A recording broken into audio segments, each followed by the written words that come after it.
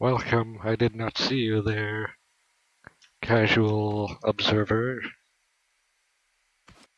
Well, this is something I'm working on right now. Would you like to see something else I'm working on? Come take a look. This is an array of things I am currently working on right now. Most importantly are these three items here. This one will become useful later though. So, to begin with, this is a 7-segment display-like thing that I created earlier to display hexadecimal numbers. To turn it on, you just press this button, and it takes a binary input.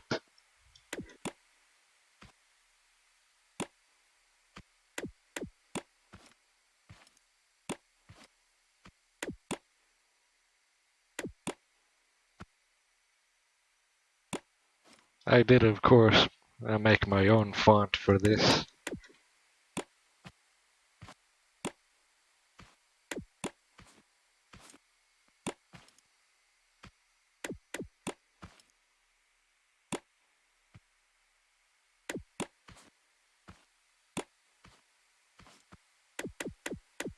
Now enough of the boring basics. Now on to the first item. This is the first half of the ALU I am creating. The other half is over there. And so this one incorporates 6 functions: addition, subtraction, or, and, XOR, and NOR. So to demonstrate, oh, one moment please. 5 minutes later. Alright, so I fixed the wiring, and I may have lied. Not 6 functions, 7 functions. One of them is the wipe function that wipes the accumulator. So beginning with addition for demonstration. Oh, I forgot another thing. I attached a display so you can actually see the numbers.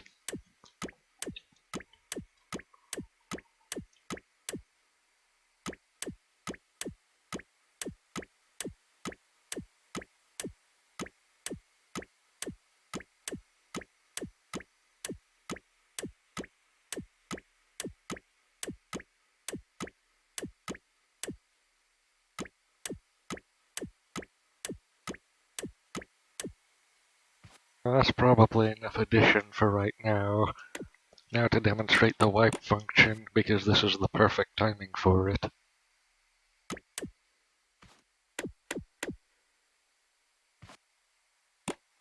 This is the subtraction function.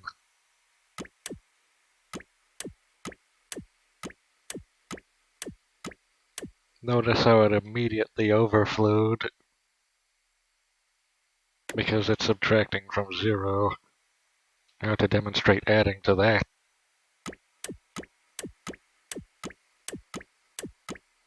And an overflow in the opposite direction.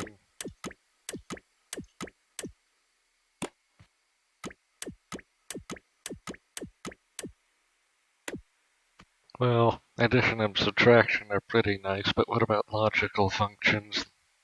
Well, to demonstrate, the first logical function in the sequence of logical functions available is and, which isn't very useful if there's not anything there in the first place. So let's use OR first.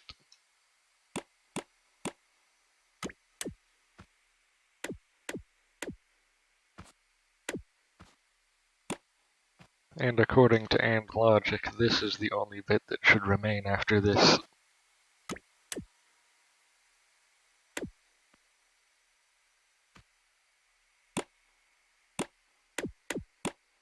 And what about I forget if this is NOR or XOR. I guess we're about to find out. It's NOR.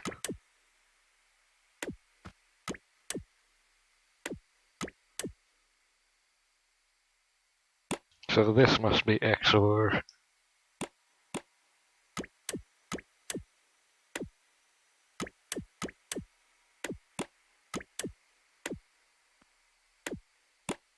And finally, actually I forget what this one does.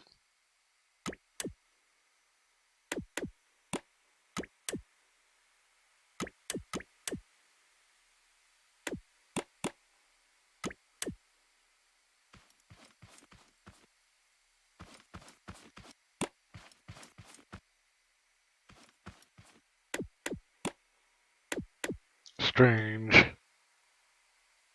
5 minutes later. Alright, I just remembered exactly how it works. Doing this is the same as doing this. So it's still the wipe function.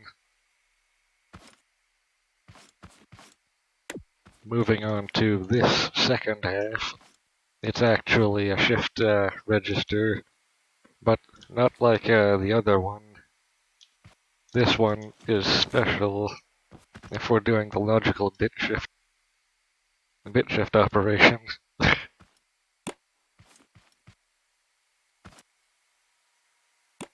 So to insert a 10, and this is 20, it's currently shifting left. This is 40 in decimal, and this is 80 in decimal, and this is 160 in decimal. And you can see it rolls off the end without carry in this case. However, there is a way to get it to carry.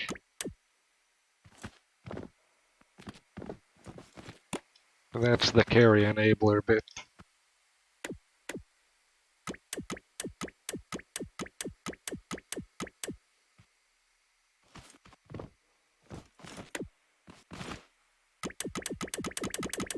There's also a shift right.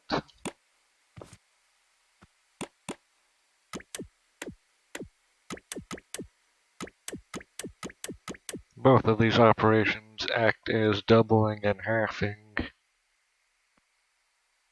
just as in decimal, moving something left or right on the decimal line multiplies or divides by 10.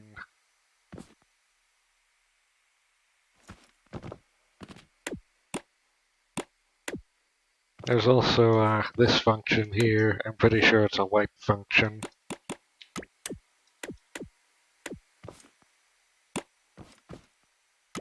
Yes.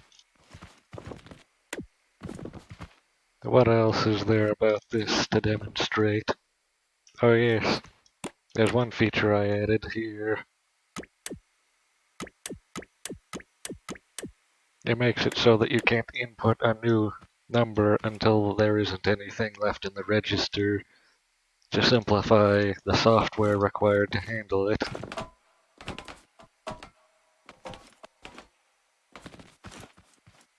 And then finally there's this thing over here. It's a special memory that I invented myself, similar to a Turing machine's tape reel, but in this case it rolls around because it has a finite amount, which in this case is 17 bits, or 17 symbols deep, rather. So what falls off one end falls onto the other. It would be best to simply demonstrate this.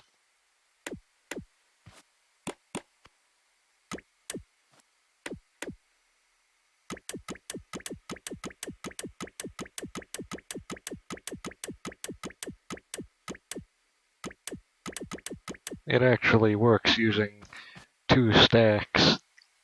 Well, it's actually two stacks that I merged into one stack. And so the two ends of the same stack are linked to this register here, which feeds them in either direction. forming a full loop, and also one accessible node at a time. Unfortunately, right now, I haven't included a way to wipe any of the memory slots, which makes this almost useless. But that's next.